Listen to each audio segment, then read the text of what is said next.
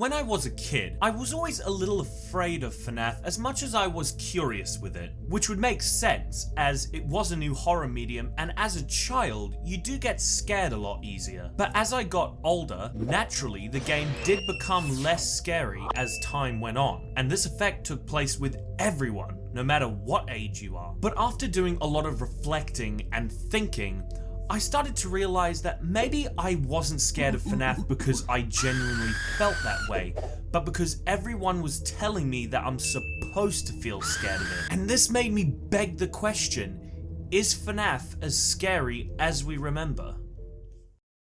Now before we get started on this video, I would like to mention a few things. Number one, I'm going to be focusing on the first game as it was the foundation for the rest of the games. Number two, this video is based on my personal opinions and experiences, but I will speak in a general sense to include other viewers watching the video, so you guys can give me your own opinions. And to ensure I'm doing that right, I will make sure to do plenty of research and see what the general public actually thinks. Number three, if I say that FNAF isn't a scary game, that doesn't necessarily mean it's a bad one either. There is a lot of horror media that I find interesting, but not really scary most of the time. When watching horror, I can always feel the atmosphere and how it should be through the way it's presented. Like for example, I wasn't actually afraid of the movie It too much, but it was still a fun ride for me because it had a lot of creepy imagery and it was overall a very fun movie.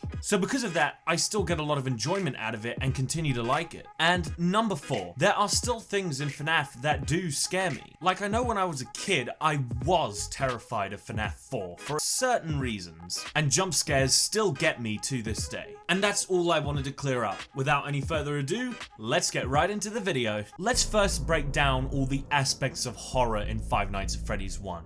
That being the characters, the premise, atmosphere, and mechanics. Now, however you feel about the FNAF characters is really up in the air, but speaking from a scientific standpoint, the FNAF animatronics fall into what is known as the uncanny valley. Now, I have no doubt that you've heard that phrase before, but let me just break it down for you. See, the uncanny valley is a theory about a psychological feeling in the human brain where something looks kinda real, but at the same time not very much. These characters in FNAF set off that alarm bell instantly. They kinda look like they're alive, but you debate yourself because they don't move or look natural enough to be alive. But this doesn't affect everyone the same way. Some people have major fears of animatronic figures, while others don't at all.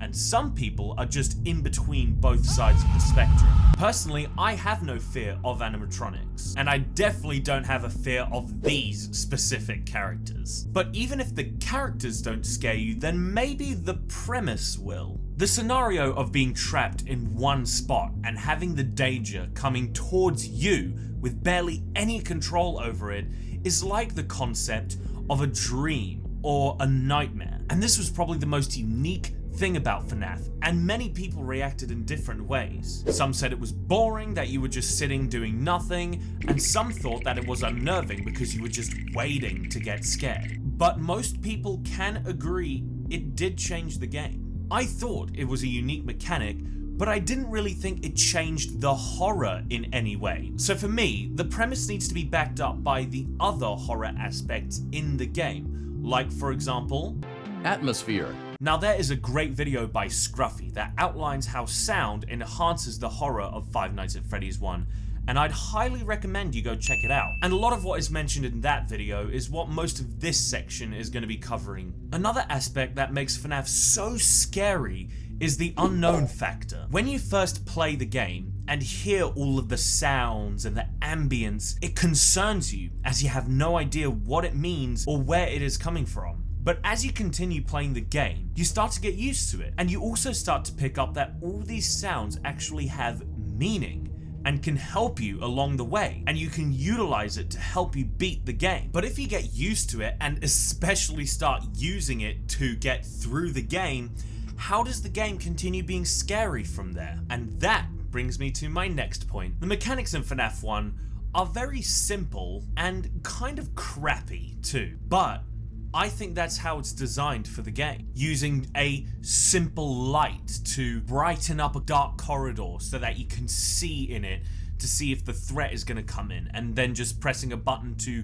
close a door, which will eventually run out of power by simply shutting and opening. And the lights flicker and make loud buzzing noises. And the cameras are staticky and hard to see because of the dark, poorly lit restaurant. These are your only ways of defending yourself from these creatures. So you need to use all of the resources you can to make sure that you survive. But as I said before, when you start getting used to the atmosphere and use it to your advantage, you'll also get used to the mechanics and fully understand how they work. So therefore, you won't be prone to their flaws as much as you were before, and you'll realize that they actually are more useful than you originally thought. So you're not scared of it anymore because you're fully confident in your ability to now defend yourself from the threatening animatronics. But again, if that's the case, how does the game continue being scary? Well, have a listen to my conclusion. I have always believed that someone can only find something scary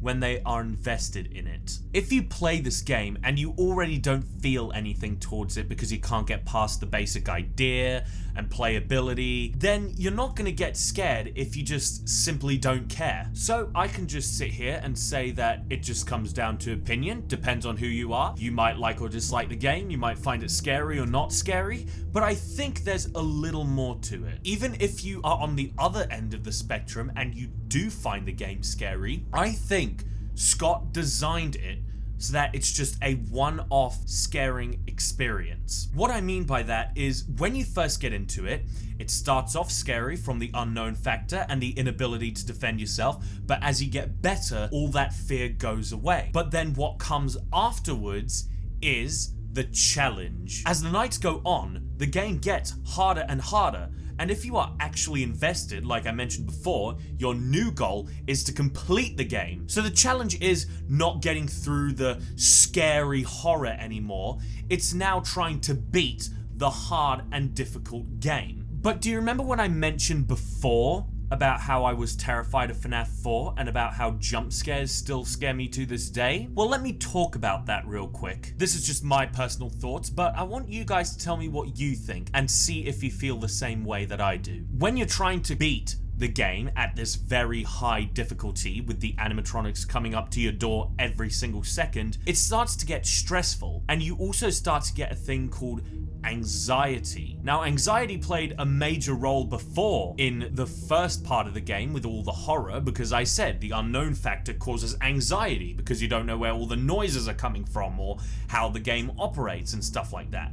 But now it's even worse because you're completely on edge all the time because of how hard the game has become. And the reason you're on edge all the time because of how hard the game is because of the jump scares. So with all that in mind, let me answer the main question of this video. Is FNAF still as terrifying as we remember? Just in a different way than we thought. The first part of the game is really dead set on horror and how scary it is, but then you get to the second part and it's more about the stress and the anxiety and the goal to completing it. I'm not gonna go to bed tonight and be scared of Freddy Fazbear being at my door and he's gonna stuff me into an animatronic suit. But if I go and play the game and I do something like 420 mode, it's still gonna be a stress-inducing experience. But again, that could come down to opinion. Maybe you don't find it stressful at all, and maybe it's just the easiest game in the world.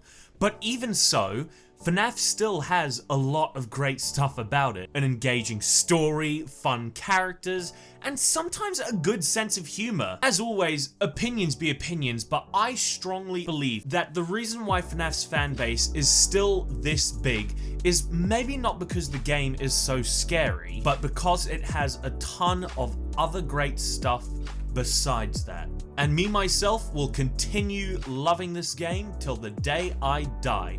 And you know what? I bet you will too. Thanks for watching this episode of Adventure Gaming, and I hope you all enjoyed it. And if you did enjoy it, then make sure to leave it a thumbs up. Do you agree with my points? Did I make a fine analysis? then let me know in the comments below. I would love to hear what you guys have to say about this video. Also, don't forget to hit that subscribe button and turn on the notification bell if you would not like to miss a single upload.